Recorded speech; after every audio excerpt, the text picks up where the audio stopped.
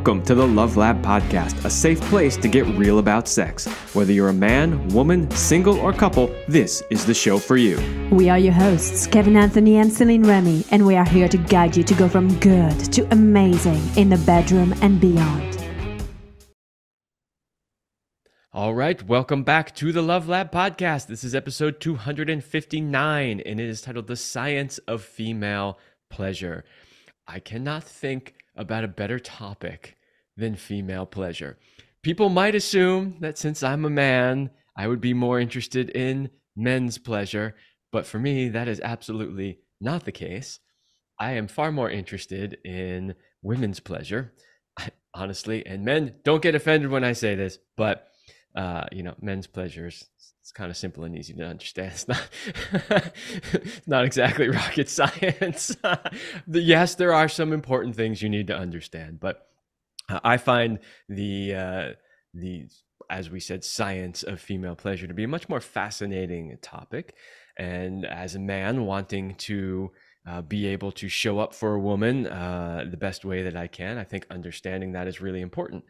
So I think that if you're a woman and you're listening to this episode today, you could really learn a lot about yourself. One thing I've always been amazed about is how many women don't understand how their own bodies work. And if Celine were here today, she would tell you that as well. How many times she worked with women who've never even looked at their vagina in a mirror, and they're 40 or 50 years old. So I think there's going to be a lot of value here today for women on that end. And then men, I mean, if you want to show up as the best partner you can be, you should understand how they work physically, emotionally, all of that kind of stuff. So I think you can learn some stuff here today as well. So it's going to be a great conversation. I will introduce my guest in just a minute, but first, a short word from our sponsor. Do you want to join the secret club of men who are great in bed? Then check out Power and Mastery. It is the most complete sexual mastery training for men. Whether you want to have harder erections, last longer, or increase your sexual skills, there is something for you at powerandmastery.com. As you know, that is the men's sexual mastery course that Celine and I created. We get fantastic feedback about it. So if that sounds like something that you are interested in, check it out at powerandmastery.com. Okay, so today's guest, Pamela, a certified somatic sex educator with a master's degree in education, has coached hundreds of women on their own personal journey back into their bodies and their own expression of their divine feminine. Pamela is a veteran speaker, educator, and renowned blogger for the Huffington Post, Psychology Today, The Fertility Advocate, and Care Too. She is the author of Shameless: How I Ditched the Diet, Got Naked, Found True Pleasure, and Still Got Home in Time to Cook Dinner. Pamela has appeared on 60 Minutes, Oprah, CNN, AARP, Primetime Radio, The Dr. Laura Berman Show, The Jane Pratt Show, and Playboy Radio, and now today on the Love Lab Podcast. So thank you, Pamela, for being here today. Pleasure. Okay, so we're going to talk about the science of female pleasure. And this I think, is going to be a really unique conversation, in a sense that you have just finished a study on this, like sort of first of its kind study, which we are going to dive into throughout this show. I got lots of questions on that. But before we get started, I'm wondering if you could tell the listeners a little something about, I want to lay some foundation. So tell them a little bit about sort of your work and how you got into studying the science of this. So a little bit about your background and how you've come to be an expert really in this subject. Well, let's first start with vocabulary. And it's not unusual to hear female genitalia referred to as the vagina. But that's not the language we're using. The language we're using is vulva. Vulva. So vulva is the whole bits. All of our genitalia is the vulva. The vagina starts with the introitus, which is the opening to the vagina, which is, you might want to call it the love canal, the birth canal, the place where we can accept penetration, where we menstruate from. So we're really trying to get folks to understand the difference. So we're going to be using the word vulva unless we're actually talking about penetration in the vagina. And, what's really true, Kevin, is that we're really behind when it comes to vocabulary, understanding. Like, why don't women know about their anatomy? Because it's not taught. No one's teaching. I mean, here's a really educated guy like you, and you're on the vagina, right? Because when I grew up, they called it the vagina, and it's not accurate, but it's what we were taught. I mean, we're still fighting to get the clitoris in anatomy books for women. I mean, they have found and lost the G spot about 500 times. And so, why don't women know? Well, because we don't teach women. Why don't women know? We're internal. So men's genitalia is a lot of your genitalia and placentas are external. Oop, oop. Did a little hand motion there. There we go. Little. I did the V. Now I'm doing the flip flop. And we also know that a lot of male pleasure centers are also internal. And so, but physically to see, you guys see each other all the time. Women don't. Women don't see their vulvas like other women's vulvas. You see lots of variations in men's penises from very young age and gyms and all that. We get naked and basically you get to see whether we have pubic hair or not. You don't see our internal sacred spaces. So women don't have anything really to compare it to, their own vulva. In the world of airbrushing and some males' preferences on sexuality, on what a female vulva should look like, images they see are often, played with for various magazines, whatever. Women have actually, one of the largest surgeries for women is laborplasty, where they're cutting their inner lips, which is a horrible shame. Because they want to look aesthetically the way somebody decided their vulva should look. Let me tell you, ladies out there who have fuller inner labia, give your man something to suck on, girls. Like it's kind of, and I also know that lots of women have small inner labia or no inner labia. But for your ladies who have full inner labia, no shame, ladies. You're giving your guy something to play with when he's putting his mouth down there. And some of us love that. And Celine, my wife, had full inner labia, and I absolutely loved it. But I did hear stories from her when she was younger about how when she was very young, she felt embarrassed by that because men would make comments. And it right, would just blow my mind. I'm like, are right, you kidding me? It's amazing. right. And you know, um, clitorises have different sizes, inner labia have different sizes, and for men, bigger is better. So why why wouldn't we be like big inner labia, big clit proud? And that's like, okay, well, big is better for dudes. Like, all right, leave us alone. We're not going to be smaller for some aesthetic that somebody's created. So just as a little word about anatomy and why we are so confused about it, because we have Yeah. very little lack of comparison. We have very little information I about that. totally agree with you on everything that you said. Like you're absolutely 100% on. But I want to add also that I've noticed there seems to be a difference between men and women in how they approach their genitals. For instance, like young boys are all about their penis. They're looking at it constantly. They're like pulling up on their scrotum. They're checking everything out. We as guys know every millimeter of our genitals from the time we're young boys. And this might just be my observation. But, just having talked with my wife and how many women she had worked with, it seems that women maybe aren't doing that as much because they haven't explored it as much. Like I said, I've had her tell me many times that she just worked with this new client and, she was exploring and she's like, oh my God, I've never seen it like that. And I didn't know that. And there seems to be some difference between the amount of exploration that young men versus young women Well, I think do. it's what I've already said. We don't have a lot to compare it to. It's more work. for us to go down there and take a look. I mean, that involves an entire setup if we're wanting to do visuals. With our hands, that's another thing. I think another part of the culture, and this is just like, you want to go to epigenetics, you want to do cultural shame, do you want to talk about school, you want to talk about religion, like what do you want to, what portal of shame and disinformation do you want to go down? Women have tons of it.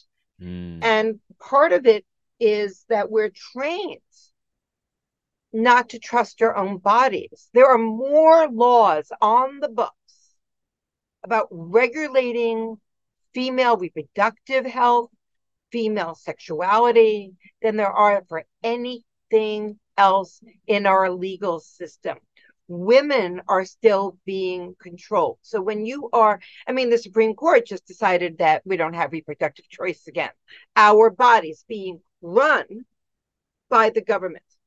So if you're raised in this culture where you're taught that you're a commodity, you're taught that you belong to a man, you belong to the church or the synagogue, and somehow you are property, and you actually can't trust your vulva because nobody else does.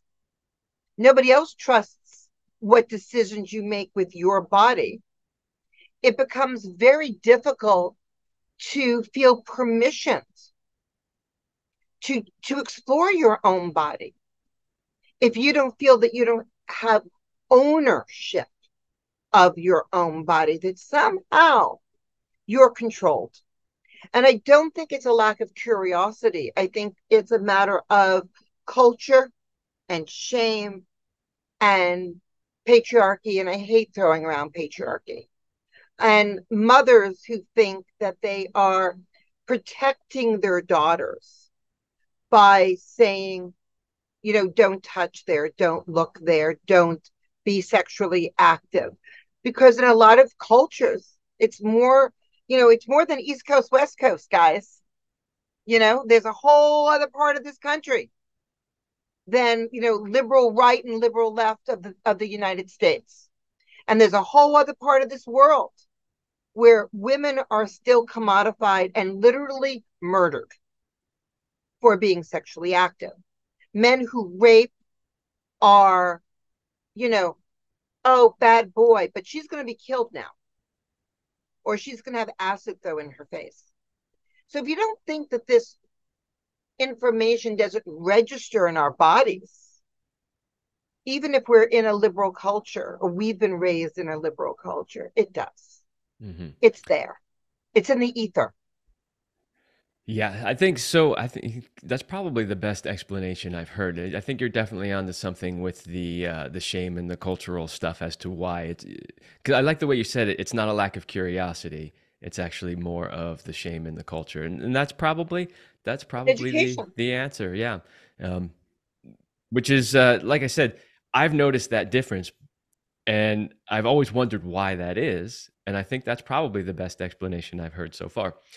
Um, so I don't want to go too far down the cultural rabbit hole because that's not really our topic for today. So I'm No, glad that it's it not. came up, It's right? about the science. You know, it's about the science, and it's also we want to talk today more about female pleasure. Obviously, we can't avoid why they haven't experienced as much pleasure as they could have because that does factor in, right? The cultural stuff and the shame and all that. But let's focus more on the positive end today. So science. So you covered a little bit of terminology, and we kind of started off there. And my original question was a little bit about sort of your work and how Sure. you've come to this place. So let's maybe take a step back, cover that, so people can understand who you are and why you're here, telling us about all this. So who am I? So I started, I'm really good for the waist down. First of all, I'm just a lot of knowledge from the waist down. I spent well over a decade as a leading fertility advocate in the United States. I worked with Resolve, um, and then I founded the American Fertility Association. And so I became quite well known around fertility and infertility. And that led me to exploring female pleasure and the disconnect that we had started to talk about between our physical bodies and female pleasure. And how do we reconnect that work? When I was 40, I had been married for over 20 years. I was a very young bride. And I was very curious about sex. I mean, I had a good marriage bed. I mean, we did licky, licky, fucky, fucky, sucky, sucky. Like I knew about all those things. I've been masturbating since I had a hand. So, I've been orgasmic my entire memory life. And all of my friends were having affairs. Now, understand that if you go back even 10 years, we didn't have as much of this language that we have today, like non-monogamy and polyamory. It was just cheating. That's all it was cheating. So, now we have lots of language and lots of ways of negotiating. Um, when I was 40, that wasn't true. And so I didn't want to, being a little Dolly Parton, cheat on my man. And I wanted to have these erotic highs that my girlfriends were having in these secondary relationships outside of their marriages. And what people can read the book Shameless. It was published by Rodale. You get it on Amazon. I don't want to do the whole story here, but I discovered this thing called sexological bodywork, which is one-way touch on a massage table in a boundaried situation, which means that I was able to receive full body erotic touch with a practitioner who kept his clothes on, who was not going to pull out his magic lingam in the middle of a session to anoint me. Some men actually do and say those things. That's why I'm Yes, they laughing. do, and many of them are sex professionals. So Unfortunately. I found sexological bodywork, and it's a funny story. You can read all about it. And I landed in finding the right practitioners for me. And while I was at the American Fertility Association, I was having my own inner journey and exploration. I left I left the American Fertility Association with a good shove on my back. And because I was getting more and more interested in how sex connected to fertility and pleasure and how we were to support that. And that wasn't popular with my board of directors. So I moved on, got my certification as a sexological body worker, a somatic sex educator, to go with my master's in education, my undergraduate degree in psychology. And I spoke to colleagues and said, why isn't this available for women? Why can't we create a safe space for women to come and learn about pleasure, learn about their bodies? And my friend Ron Stewart, my colleague, said yes. And he had a retreat center in Canada. And I said, okay, let's do it in November. We were sold out. That was in 2011. What is the year? It's 23 now. It's almost 12 years later. We have been sold out ever since. I only have 2 retreats left out of 10 for 2023 where people can register. I mean, we're booking most of my retreats for 24 are sold out. Women want this work. They're hungry for this work. And what is amazing is that years ago, when I was attending a retreat for myself on holistic health, it was a green juice raw retreat. I bumped into, and my book had just been published, and I bumped into this incredible woman, Dr. Bessie Crane, who was a professor at Widener University, which is one of the only universities in the United States that actually has a master's PhD program in sexuality. And she read my book and she was like, Pamela, this is incredible. And I said, would you like to come to a retreat? I've got one coming up in South Africa. And she was like, you know what? Let me see if I can't get an IRB and come as an IRB participant observer. And she did. And then she attended the retreat and said, this must be studied.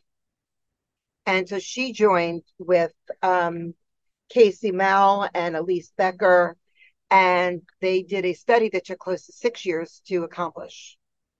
And it is called Exploring Erotic Potential Mixed Method Studies on Effects of a Sexological Bodywork Retreat for People Who Identify as Women.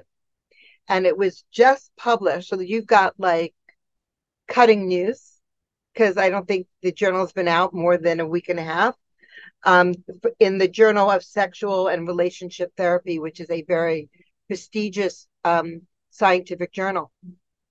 And what they looked at was, they wanted to look at not me. It wasn't supposed to be about me and my retreats. It's supposed to be about the impact of somatic body work on women, actually men too. Come on, right? This is a female body, but there are programs like the Apollo Project for straight men, and Court Vox's Body Vox for gay, bisexual, transgender men. All the three of us, and we all teach together, are doing this hands-on work, and they're teaching partners. We believe in immersion. So the reason why Dr. Crane and company studied us back to the body was because we had a repeatable model that they could study over time to get. So that's the biggest thing in a study, right? Like, what are you studying? Is it consistent? Is this repeatable? Can you have this over and over again? And Kevin, I got to tell you, when I did this, I was creating a safe place for women to explore their sexuality. Did I know that women were going to have these incredible, life-changing, transformational experiences? No. And that's what happens. Yeah, and I've heard that story happen to a lot of women. That's exactly what happened to my wife Celine. Her mother took her to a workshop when she was like 19. Wow. And they did these types of practices. And immediately when that workshop was over, she was like, "This is what I want to do with the rest of my life." She went up to the teacher and she said, "Where did you learn this? I need to go there." And that's what she did. And she went, she studied with Montauk Chia and studied in India and studied under Joseph Kramer. She was a certified sexological body worker. So, but that's the power of this work. One experience, and you're just like, mind blown. How do I find out more about this? How do I learn more about it? So when Yeah. you say that women are having that experience, like, yeah, that's the exact same experience that she had. So we do immersion. So women come for they usually come for a week with 5 sessions. It's a very particular formula that we use. There is a retreat called The Opening for women who just want to step in for 3 sessions to see how that goes. But what was studied was our 5-hour, 5-session, 90-minute session retreats. And what they found, would you like to know the results of what they found?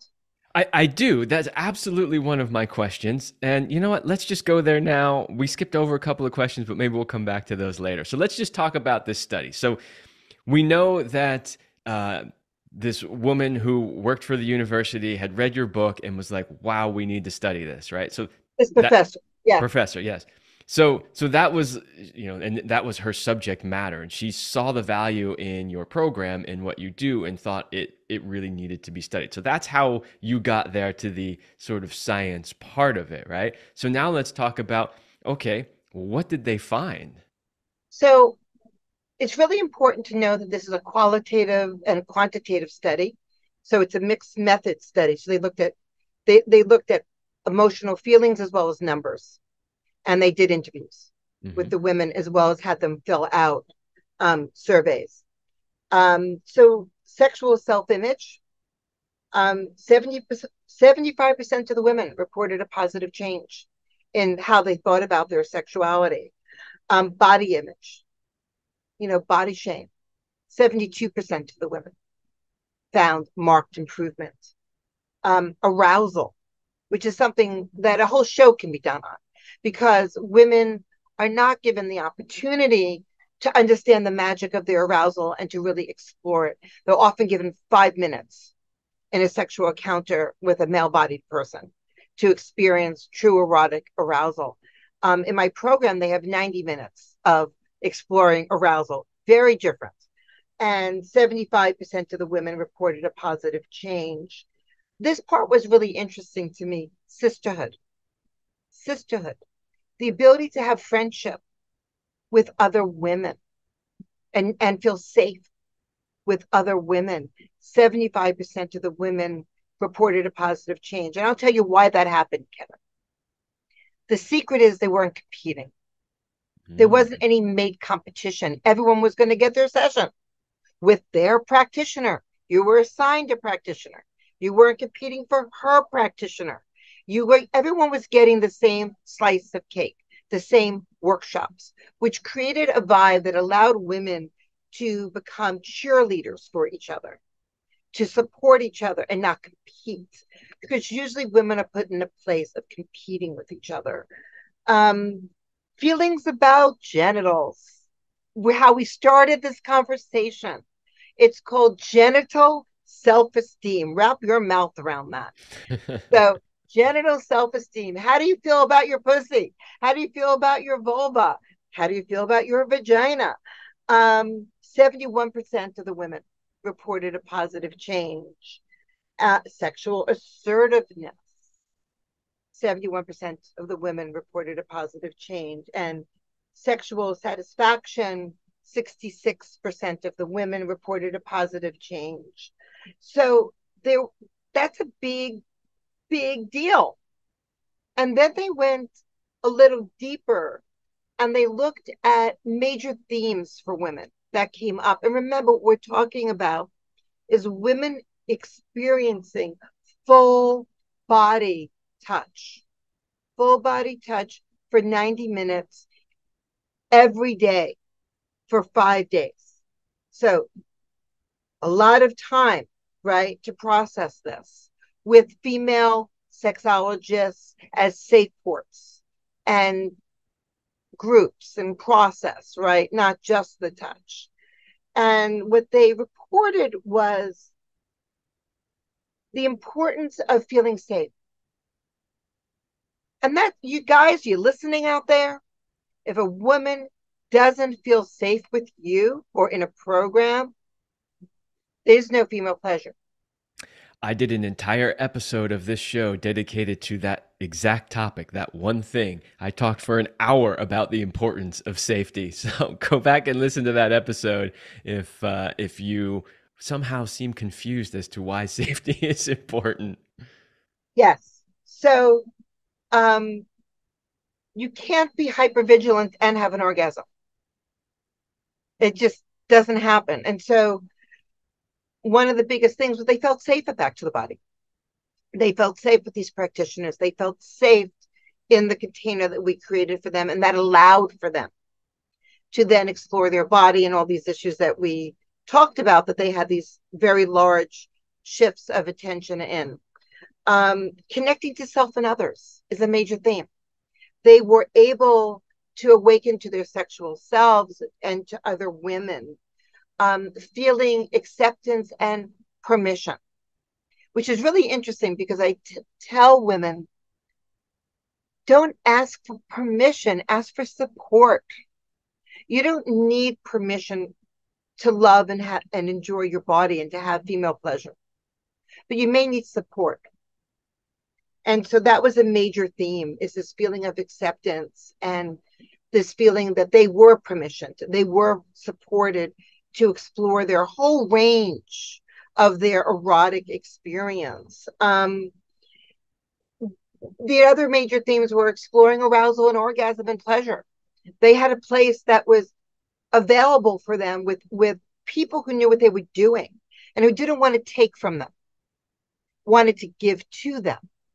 So you talked about in the beginning how your interest is female pleasure, not your pleasure per se. I mean, I'm sure you get pleasure from female pleasure. Our practitioners get pleasure from their job too, but they're not there to satisfy their pleasure. They're there for our clients' pleasure, and that's a whole other animal, right? And so through experiencing body work, while on the table, the attendees began knowing and asking what they wanted. They got to know their desire.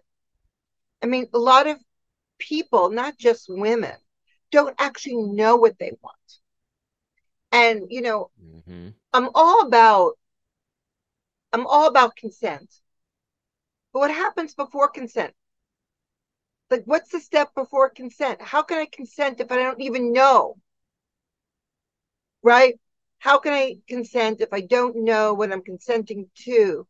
And so there's a process where people are introduced to sex toys and different areas of exploration that, so if you're interested in giving a woman pleasure and you've got a new sex toy, how can she consent to that? Like right off the bat, maybe you introduce it to her. Look at this, darling. I've got a vibrator. Wow, you have a vibrator? Yeah. Well, I've never seen this before. What does that do? Well, would you like me to use it on it? I don't know. If I want, I've never seen this before. Well, maybe you want to put it on her hand. Maybe you want to talk about it. So a lot is deeply in how do we introduce, like, you want a 69 with a woman, you want to eat her pussy, maybe she's never had that before. How do you introduce this to her so she can actually consent? So it's kind of a really big thing. We push consent, but we don't really talk about how do you get consent? Like, what happens before the yes or the no that actually can shape the answer so there isn't sex regret? Well, she Yeah. said she wanted it. Well, she didn't understand it. Damn it. What you wanted to do with her. So that consent wasn't real consent because she didn't have a full understanding. And I think that would help so much with men and women if we really could speak about what we wanted to do, right? Um, and then the last thing that happened for these women was transformational life changes. So your wife went to a workshop and this is what she wanted to do with her life, right? She had a transformational life change. Well, that's what happens to many of the women who come to these retreats is that they, I'm just going to read this because it's just easier for me. I'm sorry. Many participants commented that the somatic components of the retreats help them heal from past hurts, trauma, abuse, or negative experiences in a way that traditional talk therapy previously had not. For some women, releasing the burden of these internal pains was life-changing. And then in my own knowing, women got married, women got divorced, women changed jobs, women moved, women have made big changes in their lives after, attending one of these programs. And because like just like that book, The Body Remembers, right? That famous book that we're all reading. The body remembers. The body remembers. And the body also needs to remember new positive experiences. So what we're doing is if your memory of sex and pleasure is that there is no pleasure in sex, if that's your context, then that's what you're going to expect in every encounter. Well, I know this doesn't work for me. I know. So that's what you're going to keep repeating. So if we're able to intervene with that and introduce new memories of pleasure, we can create new expectations for pleasure and replace those old memories with new positive memories of pleasure and orgasm and connection and body self-love and knowing your desires. And I'll take a breath so you can talk, Kevin. No, that's okay.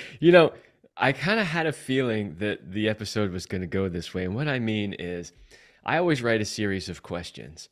And when I write the series of questions, I like to over prepare. So I like to have more questions than I think I'll need. And then I always go, okay, this interview, I'm probably not even going to ask half of these questions, but I'm going to write them anyway, just because I want to make sure I have enough to have a good episode. And other times I think, oh, I hope that's enough because this person is probably going to be like pulling teeth trying to get information out. I knew that in this episode, I probably wasn't going to ask most of these questions. You answered, I think, four of the questions I had Yay! just in that monologue alone, Yay! which is amazing and wonderful. And there's so many things that you said in there that I can't even remember them all to go back I'm to them. sorry. But that's okay. That's okay because this is a recording. So the listeners can go back and they can listen to it again if they want to pick up a few more of those things. I have a lot of content. You do. So, you touched on the results of the study.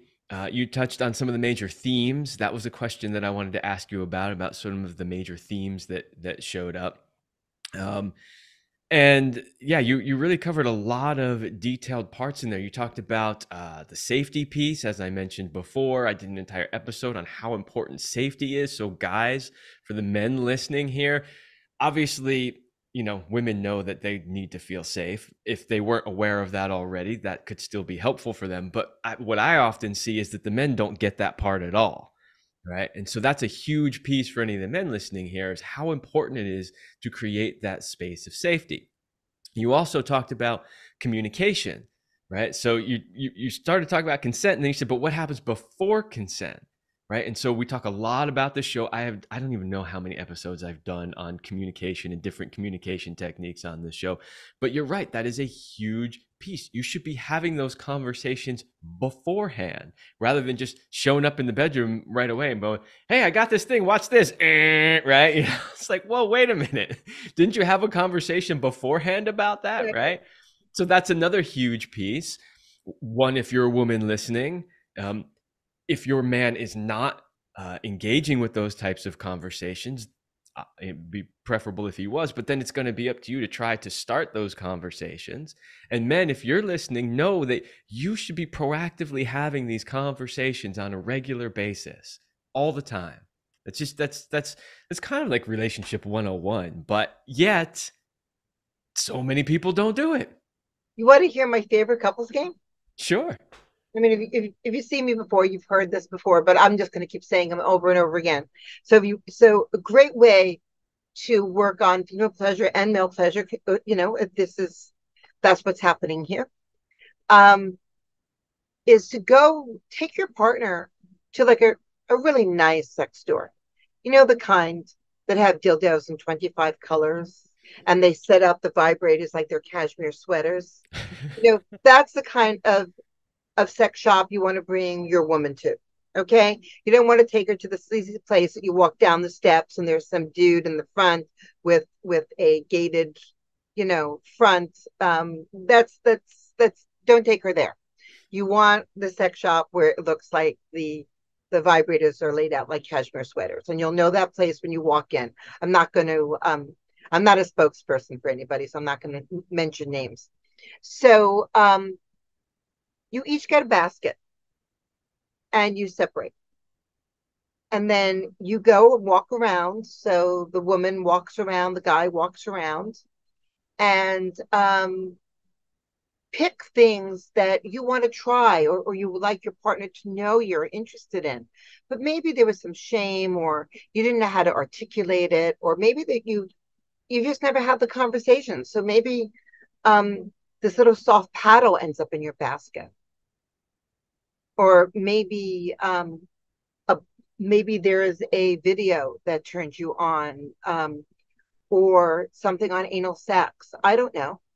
So maybe you need lube and have never been able to tell him you need lube. So put things in your basket that you're curious about exploring with your partner. He does it, she does it. And then they come together. Maybe you meet by the lube. I'm a big proponent of lube. Nobody ever said it was too much lube. Guys, don't stick in your freaking hands and put it on her pussy and think you're giving her lube. All you're doing is you're putting spit on her pussy. You're not doing anything to lubricate her. So I can't stand it when dudes do that and they think that they're like, They oh, learn that from porn. I just did a right. whole It's like, video on why no, you shouldn't learn how to have sex from porn. no, Yeah. no. You want to get yourself some lube. I'm going to cover the name. Lube, people, lube.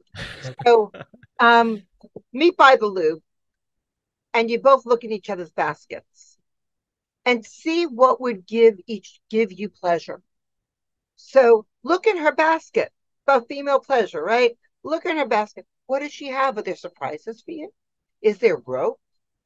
Oh, she put rope in the basket.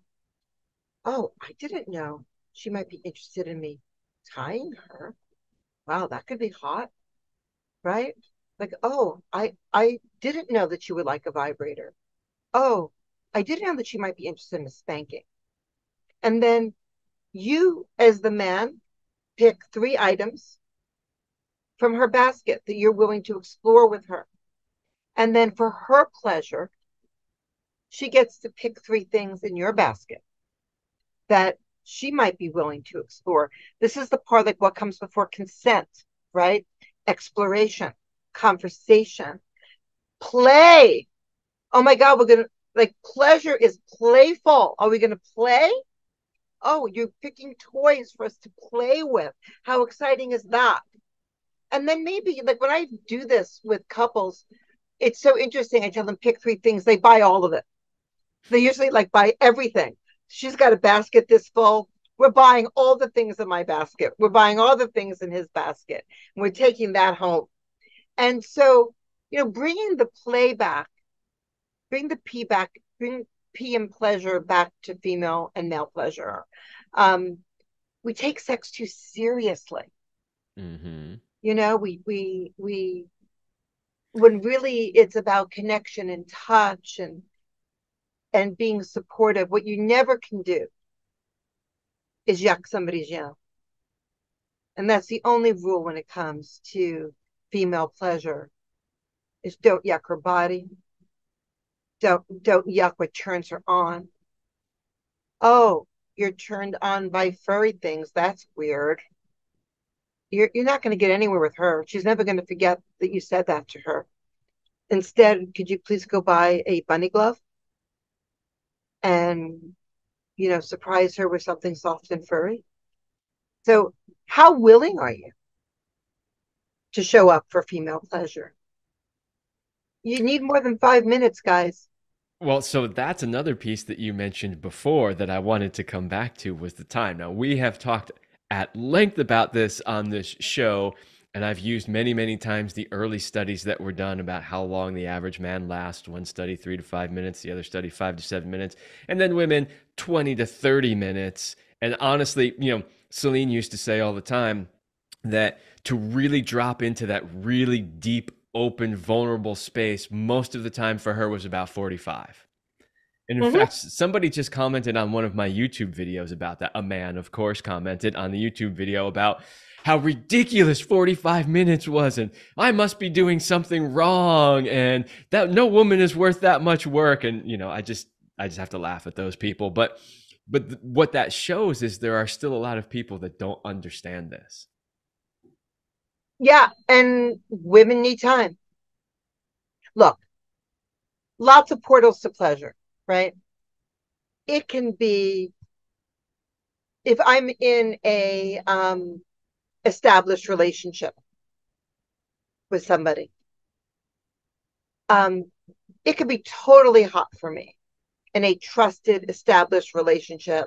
Sometimes I just be bent over and taken, and have that fast, rough sex. Especially if there's a big vibrator placed between my legs. Yes. Um, and what's true is that for most women to relax into receiving, it takes time.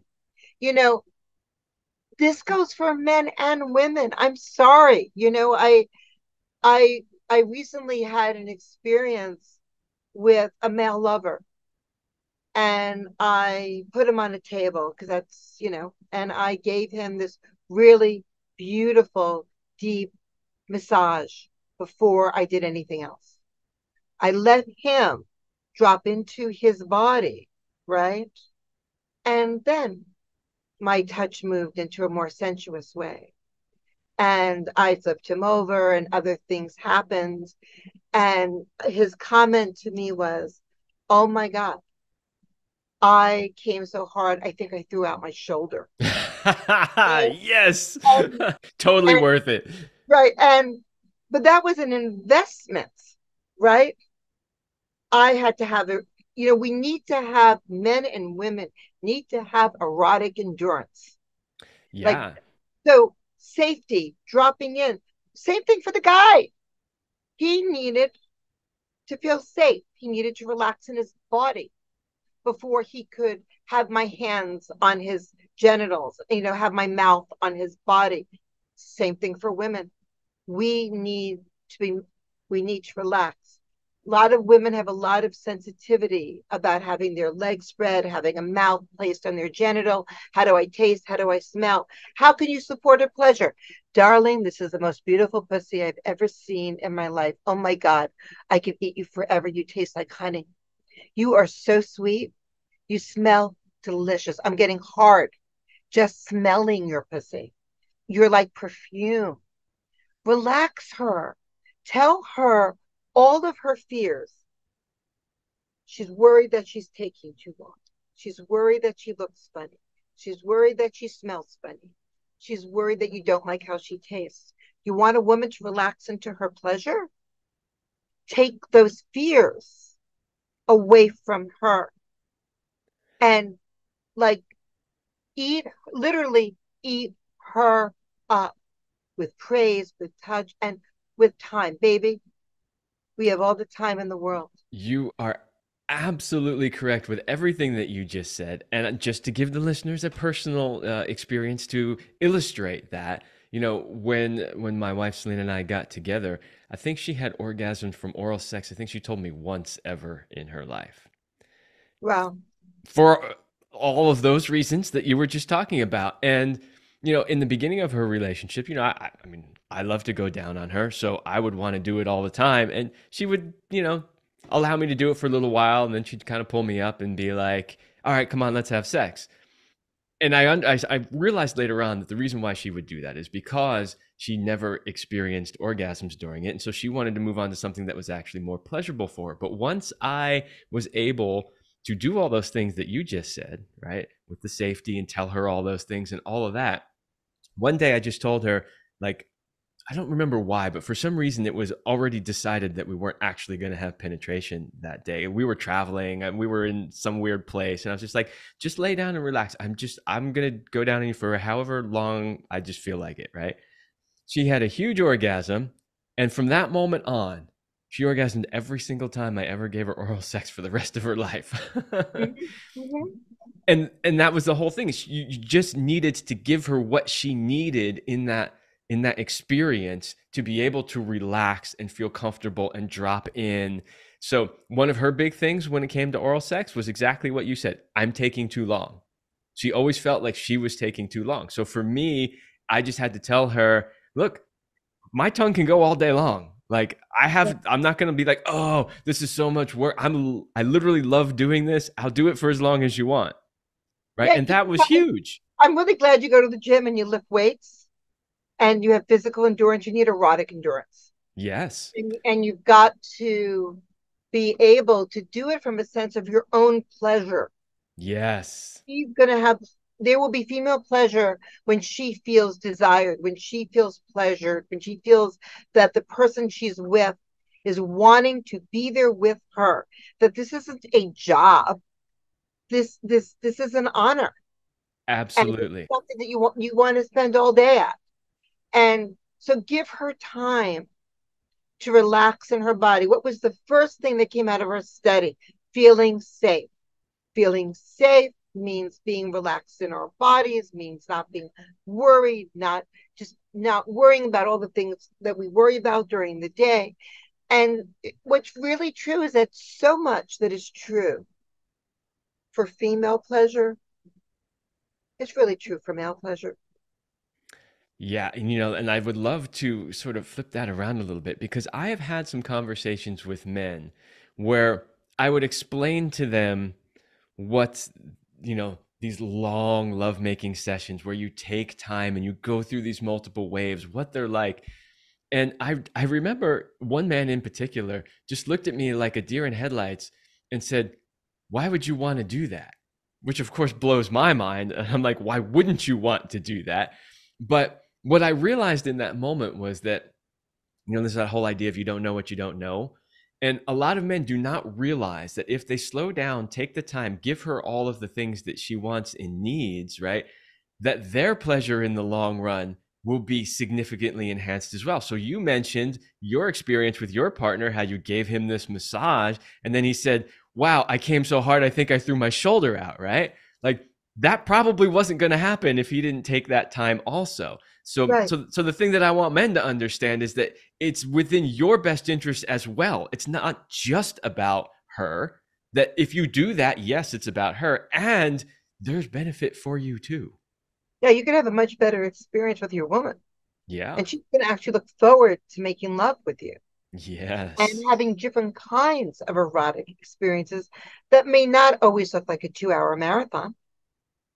Sometimes she may like it rough and wild and short and fast, but she's built trust with you, and she knows that sex is a buffet and that you two can eat around and have some different kinds of meals with each other. You know, long meals, short, fast bites, keeping it simmering. Using words, using all the various techniques that allow women to feel safe and turned on and awake. And if you're not interested, like why would you do that? Well, babe, you get what you deserve. Yes, and having known both he and his partner, or my wife knew his partner intimately, you're right. You get what you deserve because we know what their sex life was like. Uh-huh. Well, this is a fascinating conversation, and I think that you gave a lot of really great information for both men and women. But we are actually getting towards the end of the show. We've only got a few minutes left. I didn't even do the mid-roll ad. I completely Oh forgot no, I'm because sorry. that's okay. It's only for my own programs anyway. People know where to find my stuff. Um, but I was so just into the conversation that I completely spaced and didn't read it. That's okay. Since we only have a few minutes left, though, what I want you to do is first tell everybody where they can find more about your work, and then I have one more question for you after that. I'll go quick. So first of all, they can go to backtothebody.org and take the pleasure quiz. So this is for women. Go and take the pleasure quiz. If you're a guy listening to this, give the link to your female partner. Take the pleasure quiz. See where you are showing up for pleasure, and then find some resources that can support you as a woman or for your female partner, to learn more about their own personal pleasure journey. So backtothebody.org, they can get free consultations, take the quiz, get lots of resources, learn about the study, read about the study, really understand it. I'm large on social media. They can find me on Instagram at the Pamela Madsen or at Back to the Body, and Facebook. I'm verified in all those accounts, and I'm sure you'll have links for folks. There will be And links, they yes. can connect. There's a lot of writing. There's a book, Shameless, How I Ditched the Diet, Got Naked, and found my true pleasure, and got home in time to cook dinner. And they can get that on Amazon. So there's lots of stuff. And you know what? What I learned from doing this work, that pleasure is possible for everyone. We just have to find our portal in. And what's Yes. your question, sir? Well, we always end the show with this question when we have guests. It's kind of a fun, lighthearted question, which is, what is your best sexual talent? Oral. Uh-huh. I give world class blowjobs. And the reason why I give world class blowjobs is because I love giving pleasure, to a man that I care about and feel connected to through his cock and through his belly and his inner thighs and all around town. So I'm a superhero when it comes Very to good. oral pleasure. Your partners are very lucky. You know, two things I love about that answer. The first one is you didn't even hesitate. I barely finished the words and you had an answer. I ask a lot of people that question. A lot of times they go, oh, good question. No, you were just like blowjobs immediately. Well, I know. And I've been told. Uh-huh. But and that's simply why am I so good at it? It's because I don't just concentrate on a cock in my mouth.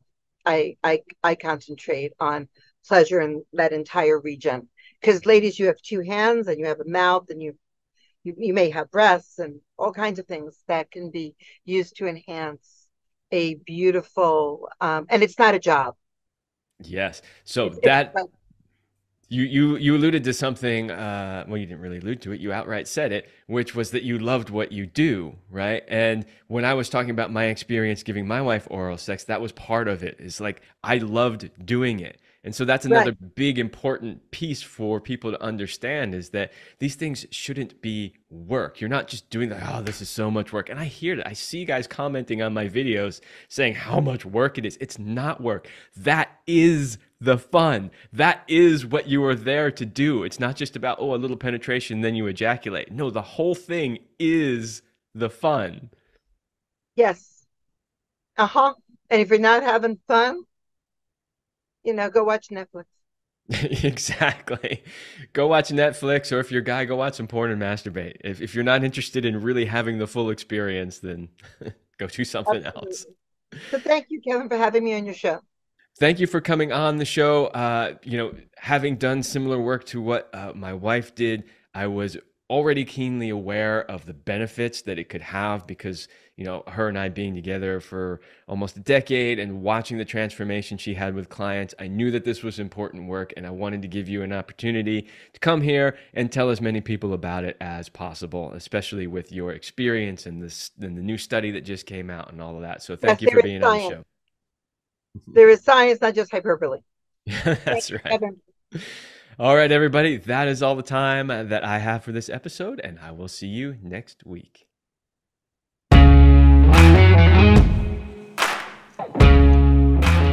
We hope you like this episode of the Love Lab podcast. If you enjoy this show, subscribe, leave us a review, and share it with your friends. And for more free, exclusive content, join us in the Passion Vault at CelineRemy.com/vault. That's CelineRemy.com/vault. Thanks for listening. And remember, you're amazing.